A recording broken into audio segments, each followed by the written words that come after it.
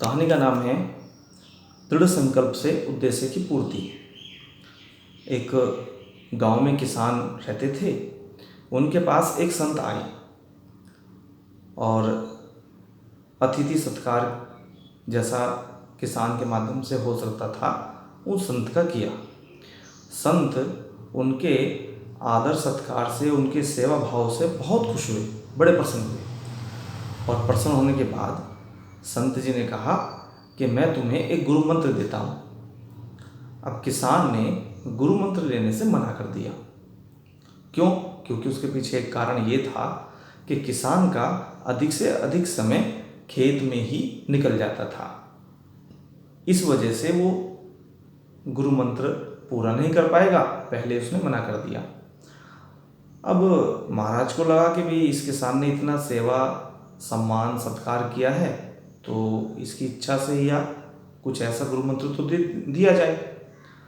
तो फिर किसान को संत जी ने कहा, तुम ऐसा करना, डेली प्रतिदिन ठाकुर जी के दर्शन कर कर ही खेत पर जाना। फिर किसान सोचने लगा और किसान ने सोचने के बाद कहा कि महाराज, ठाकुर जी की तो मूर्ति मंदिर में है और मंदिर गांव के बीचों बीच है, इसलिए मैं उस काम को भी नहीं कर पाऊंगा क्योंकि उसमें मेरे को समय ज़्यादा लगेगा। तो फिर संत ने किसान की सहमति से ही पूछा, अच्छा तुम ही बताओ कैसे उसको कर सकते हो, गुरु मंत्र को कर सकते हो। तो फिर किसान बताता, मेरा एक दोस्त है, मित्र है कुम्हार, मैं उसको प्रतिदिन देखता हूँ क्योंकि उसके खेत और मेरे खेत पास पास में हैं और वो मिट्टी का भी काम करता है।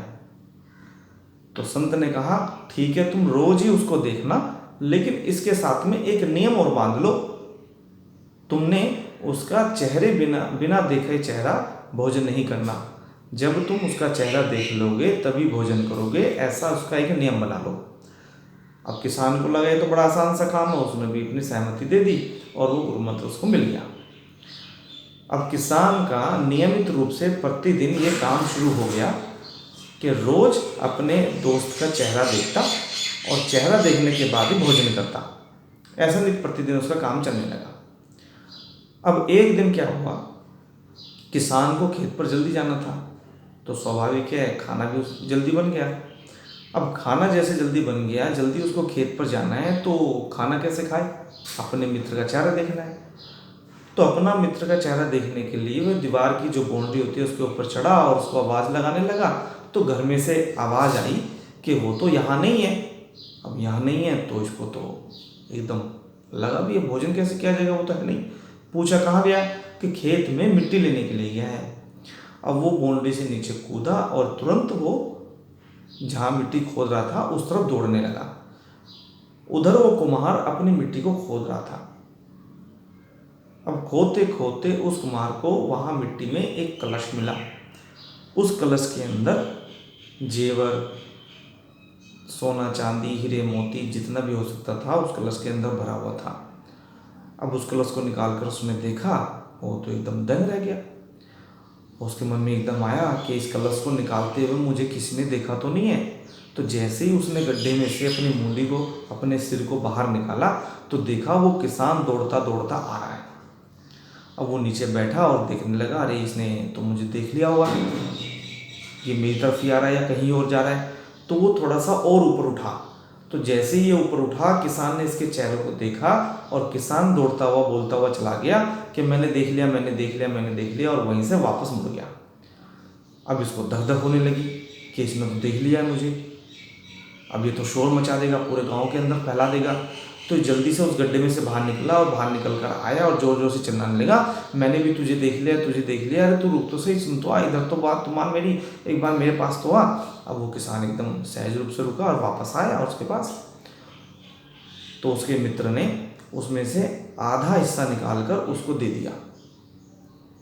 अब ये तो एकदम हैरान कि ये क्या हुआ। तो इसका मतलब क्या हुआ कि उसने जो अपना संकल्प तय किया था कि मैं अपने मित्र का चेहरा देखे बिना खाना नहीं खाऊंगा, इसको लगातार नियम से करता रहा। ये दृढ़ संकल्प और उसके उद्देश्य की पूर्ति उसको आधा धन मिल गया जिसकी उसने कभी कल्पना भी नहीं की थी। तो यानी जिस हम उद्देश्य को करते हैं हमें उसका क्या फल मिलेगा, ये इसका भाव नहीं रखना चाहिए। हमारा जो उद्देश्य है, हमारा जो नियम है, हमें उसको नियमित रूप से करना चाहिए। जैसे वो किसान कर रहा था, उसको फिर अपने संत की और उस महाराज की एकदम बात याद आ गई कि तू मेरे से कोई ना कोई गुरु मंत्र ले ले। अब उसको एकदम मन में आया कि इतने से गुरु मंत्र से इतना कुछ मिल गया, अगर मैं उस समय बड़ा गुरु मंत्र ले लेता तो ना जाने मुझे क्या मिल जाता। तो यानी उद्देश्य उसका था कि प्रभु का नाम लेना, और प्रभु के नाम के साथ साथ में उसको मिल गया धन। तो ये होता है एक नियम अपना बनाना। तो हम भी ऐसा ही अपना एक नियम बनाएं। आज की कहानी के लिए नमस्ते।